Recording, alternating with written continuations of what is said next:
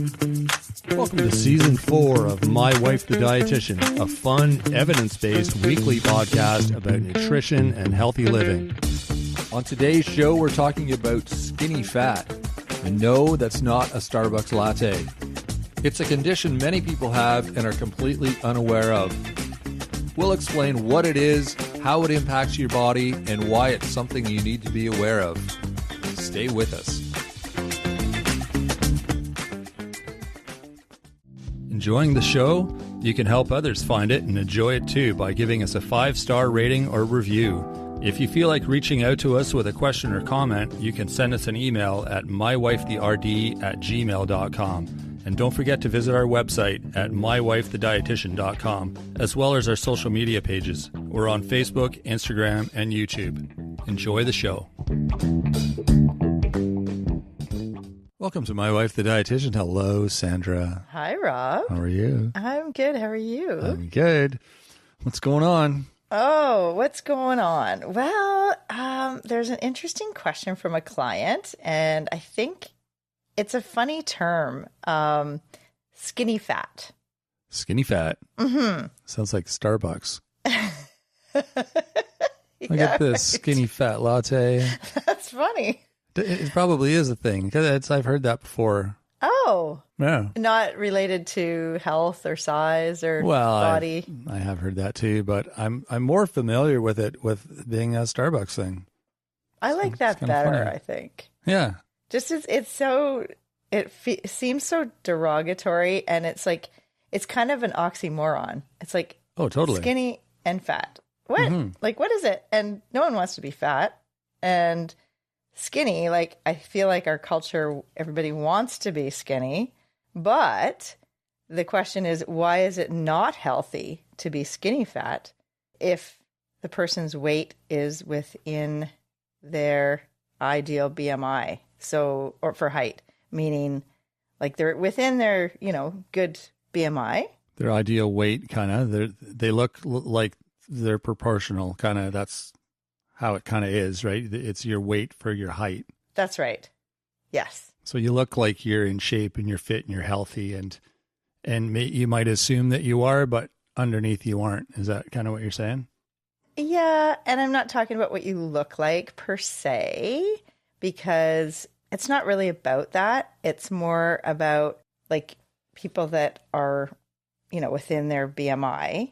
So like within 20 to 24 body mass index. Right. Okay. So they're not underweight and they're not obese on the, on the According scale. to the scale, sure. That scale. But it has nothing to do with body composition, right? Like the scale. So if you step on the scale. The scale has nothing to do with body composition. That's right. Is that what you mean? Like, yeah. Like your weight. Like Gotcha. if you're just looking at the number. Yeah, that doesn't indicate anything about your health or the makeup of that weight. Because your weight is your bones, your muscle, your fat. Water. Mm-hmm. Your eyelids, your Your toenails. organs. Sure, all that stuff Exactly. equals your limbs. total weight, right? That's right. We have to redo our estimations if someone's had an amputation. Oh, like in true. terms of weight and stuff. Yeah. Huh. But anyway, so back to this. So what it means is skinny fat, the term, means it's a low percentage of muscle and a high percentage of fat, despite the normal body mass index or their normal weight on the scale. Right. So you might think, oh, that's a good weight for me, but it's made up of the wrong combination of all your body stuff. Yeah. That's kind of what you're saying. And it's more about, like, in my opinion, it's more about lack of muscle. So low muscle mass Okay. versus, like, you might not even look chubby, I'll say, but it's visceral fat. So abdominal obesity and the, abdominal fat that is around the organs, the internal organs, which is actually riskier fat to have. True. So, love handles are actually better than the visceral fat that you have around the organs. I am in luck then. Right. Mm-hmm. Yeah. So Why is it not healthy?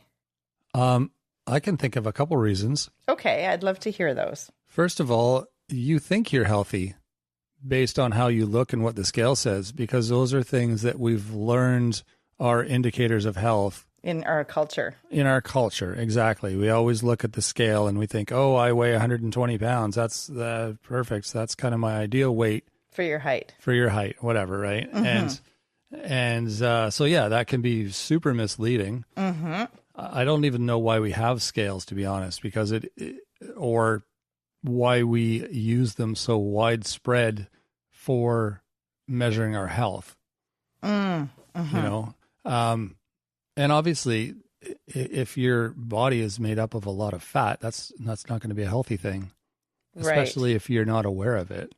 Yeah, and I think what is happening lately, well, in the last probably couple decades, is our sedentary lifestyle, the sitting disease, where, you know, we're losing muscle rapidly as you age if you're not actively resistance training or actually working on maintaining muscle. Right.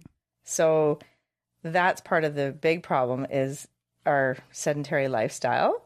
And then also people could be kind of not eating well, like they could be eating, you know, highly processed food, or they could be having lots of calories, but low in nutrients. So possibly not enough protein, fiber, vegetables, fruits, beans, you know, all those things we talk about. Lots of refined grains possibly. And also the trends of like we talk about diet culture a lot on this podcast, but the cleanses, the detoxes, and the very restrictive diets can also lead to that situation of being skinny fat. Because they're focusing on weight. Well, yes, exactly. And what you look like. Yeah. Yeah. And not fueling their body with proper nutrition. Right? True. And not building the muscle. Yeah. Most diets are restrictive and or, you know, under eating. Yeah. Yeah, exactly. Right? Yeah. If you're under eating, then your muscles don't have the substrates for the fuel to build them. If you're not resistance training or using your muscle and breaking it down and building it up, you're not going to build muscle. Is that one reason as people age? Like you look at like, say like a 90-year-old man or woman and they're tiny, like they're small and frail and they're like, is that why? Because they're not getting enough, like they don't eat very much. They're obviously not hitting the gym at that age. Not many of them. But is that why? I know we shrink as we age, but I'm guessing that you shrink faster if you're not using your body, right? Yeah. Yeah. So that's a pretty obvious example that I'm sure everyone's seen, right? Yeah. Well, and that's the problem, what I see because of different places I work and working in long-term care where people are elderly a lot of times, and especially women that I've noticed, particular women who may have been, you know, not eating that well through a lot of their life, or restrictive eating, or no dairy, no, you know, all the different things and different diets they might have been doing or trying over years. And we've talked about this before, but they are more frail. They have less lean body mass, including muscle and bone. Right, right. So they have like what's called osteosarcopenia, which is sarcopenia is loss of lean muscle and osteo is loss of bone. So you get that combination and it's a recipe for frailty, not standing up, falls, exactly, and possibly broken bones and trips to hospital where, you know. Yeah, for sure. So it all starts with the idea that you don't have enough muscle. So the skinny fat syndrome. So it could lead to like being skinny fat, like in middle age. Usually the other thing is, it takes about 13 years for your for things that are happening in your lifestyle now to show up. So the check engine light, you know what I mean? Oh, really? 13 years. Yeah. Really? It could be. So if you're, doing restrictive eating or following different. So the things that are happening to me now that, like with my health, if I'm having health issues, that was something that could have started 13 years ago. Yeah. With my possibly. lifestyle and my eating choices. Mm-hmm. Interesting. Wow, that's dangerous. Is it? Well, it's because it's long term. The whole problem with, and you hear people say this all the time, it's like, you say, oh, like the carnivore diet's really dangerous. And they're like, oh, I've been doing it for 6 months and I'm fine. Right. Well, what does that mean? You're fine. But like you're saying, that's why I'm saying it's dangerous, because it's like, yeah, but give it some more time. It's you're a ramification. You're slowly deteriorating. There's, creating issues in your body, and then it's too late. Yes. Yeah, exactly. Yeah. And, with, when I mentioned that your diet might be higher in calories, but lower in nutrients, like not getting enough protein, fiber, vegetables and fruits, whole grains, like whole foods, and maybe more like if you're eating lots of refined grains, that can lead to, do you remember we talked about insulin resistance? Okay. We said episode 159, it was called Insulin Resistance, Is It the Same as Diabetes? So if you want to know the answer to that, go listen to 159 and you'll have the answer. And you can email us what you think or what's going on for you or someone in your life that might have insulin resistance. And is that diabetes? Is it pre-diabetes?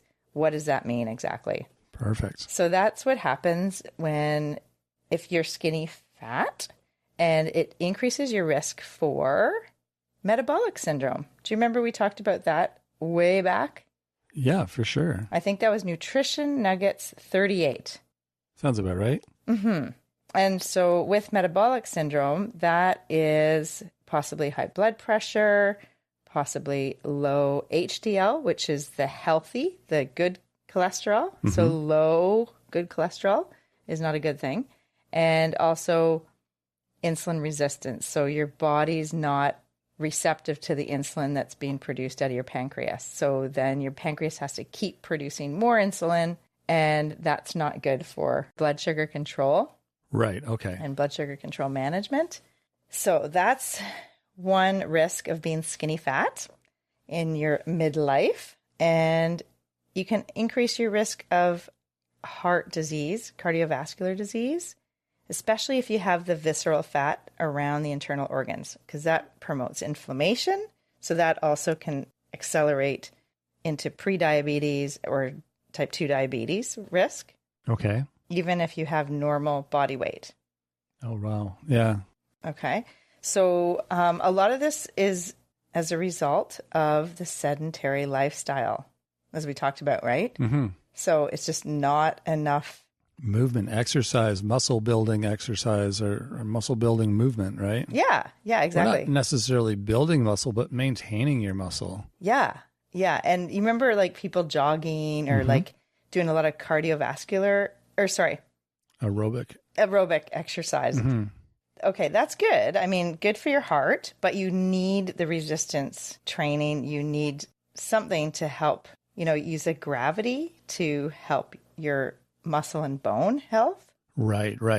So that's why, twice a week doing something that's lifting, that's using your muscle. Mm-hmm. Do you remember we talked about how when astronauts go up into space, they come back with a degree of osteoporosis because there's no gravity. There's no gravity. They've been weightless and their muscles haven't done any work. Yeah. It's like laying in a hospital bed for 2 months. Right. Yes. Right? Yeah. You kind of wither away because you're healing, but you're not building that muscle. That's right. Yeah. It's really, really important. And working in, I've worked with people having cancer treatment and helping in terms of nutrition, and muscle is so integral to the whole healing and recovery. We know that having enough muscle can really protect you if you're in a car accident.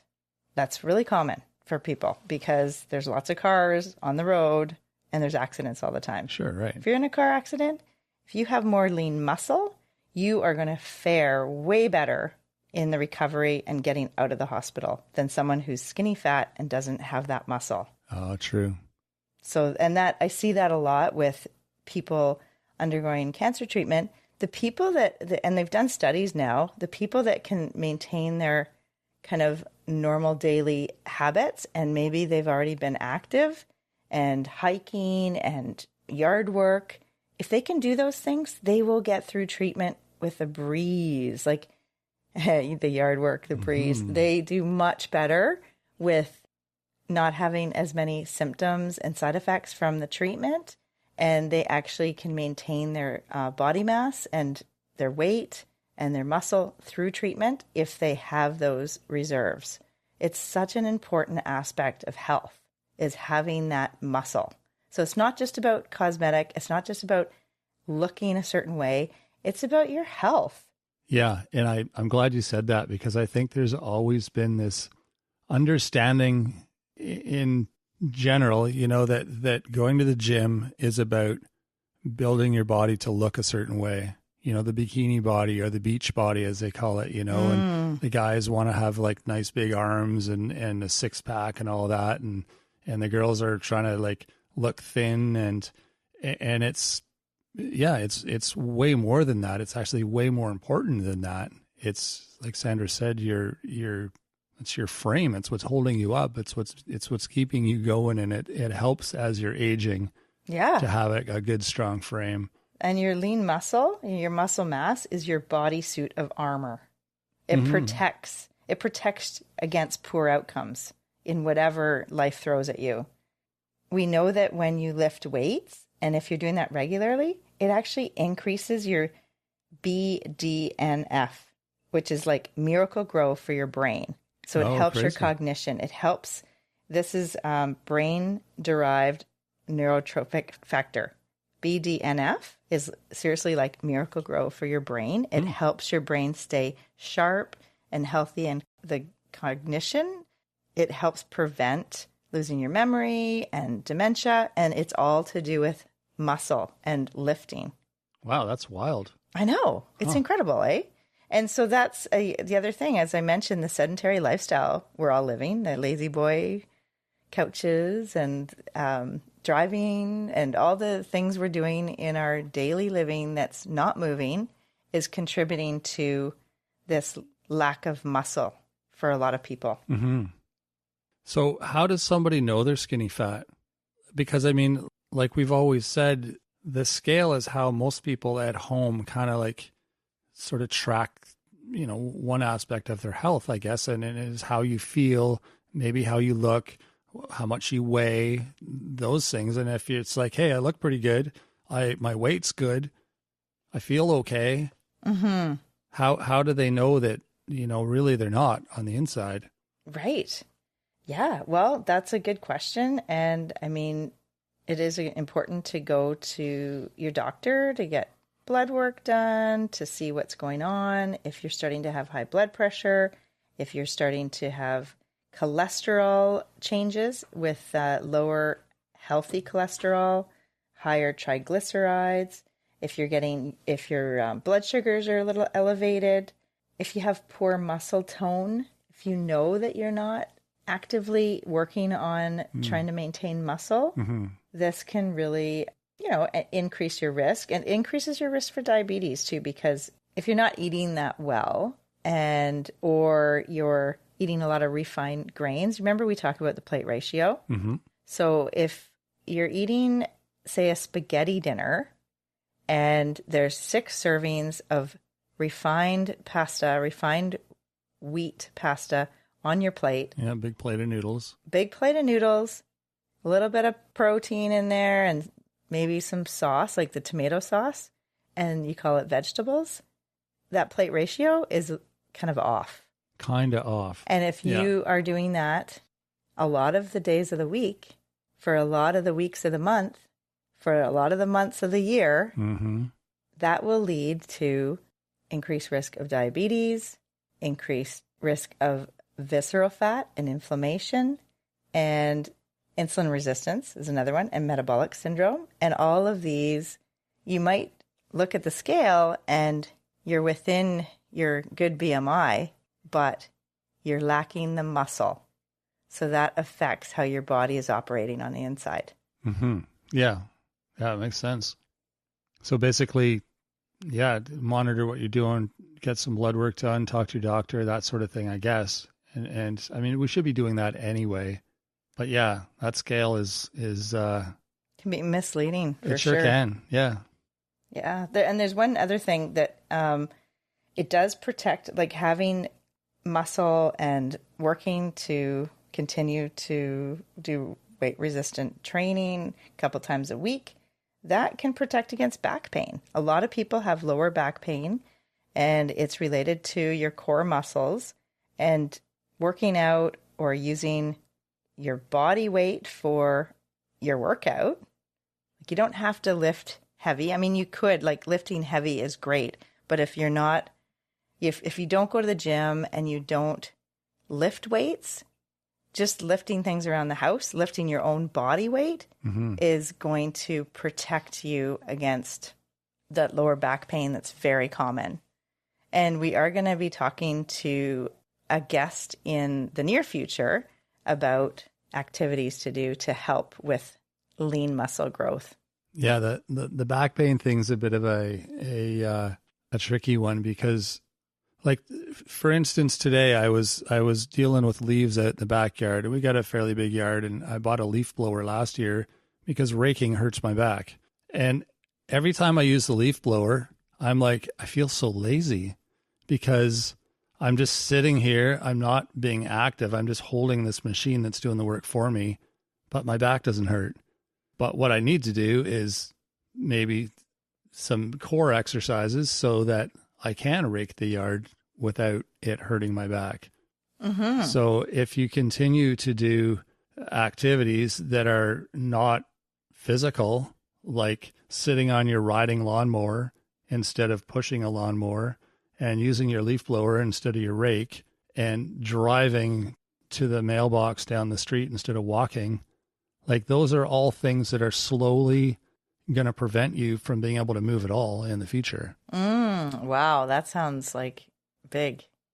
It is big. Yeah. But it's like you said, it's those little things, and they don't happen overnight. No. But, you know, a few years down the road, you'll be like, whoa, I used to be able to do this and now I can't. Yeah. And that's why. Exactly. I know. So, and, you know, it's interesting how people say, oh, I'm, you know, welcome to old age, or it's just aging. Yeah.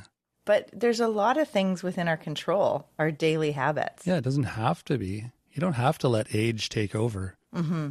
Yeah, it's interesting. I think people, myself included, they don't prioritize their health, or they think, oh, I'll do it tomorrow, or I'll do it next week, or I'll start it on January 1st. You know, my New Year's resolution is to start going to the gym more. You know, how often do we say that? And what that tells me is that it's not your number one priority every day. Mm-hmm. It's like, I'll fit it in, but it should be. And then, you know, everything else should be next. Yeah. And there's balance in life, right? Well, we talked about balance a couple of weeks ago. Physical balance. Which it protects against falls and fractures too. And it's a big one. That's a good one to listen to, actually, for people.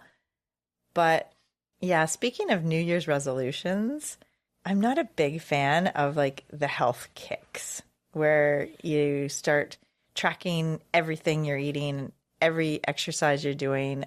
I think it's a good idea. Like, use it as a tool just to, you know, 3 times a week, maybe 2 weekdays and a weekend day if you're really trying to gauge something. Yeah, and monitor. But I don't think it's a great strategy for all the time to do that, because then the balance of life is off. Like, if you're spending that much time and attention on what your watch says, or what your, you know, how many things you checked off your list today of your goals.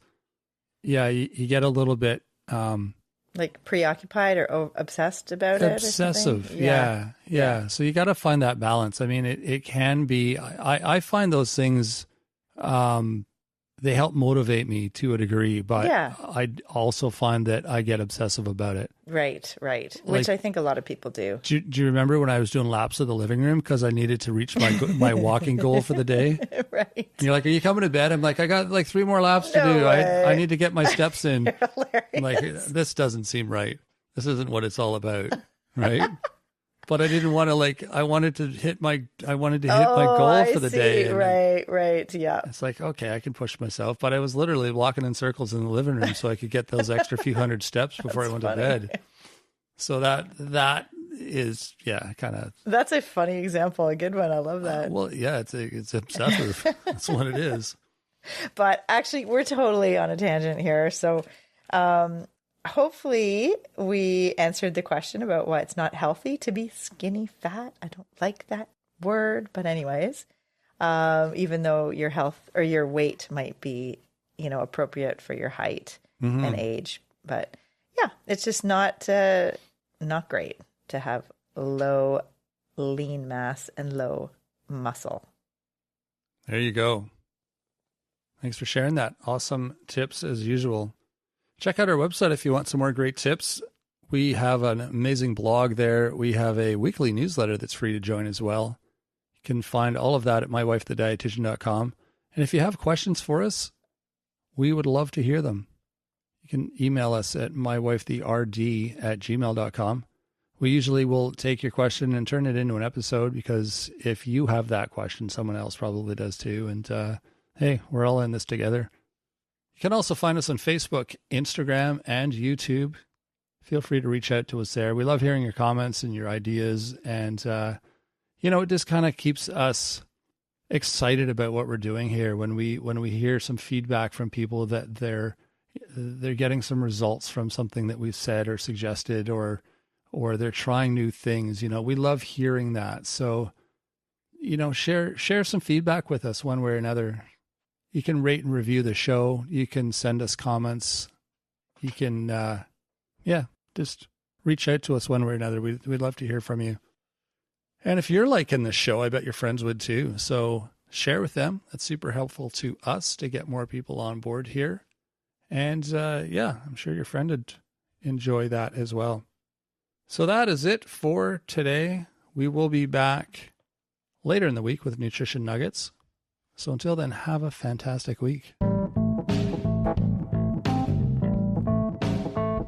Thanks for joining us today on My Wife the Dietitian. If you like what you heard, don't be shy. Leave us a comment or review, and be sure to share our podcast with your friends.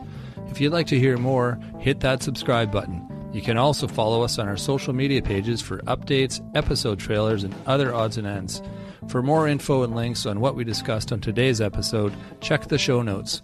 We'll be back next week with another informative and fun-filled episode.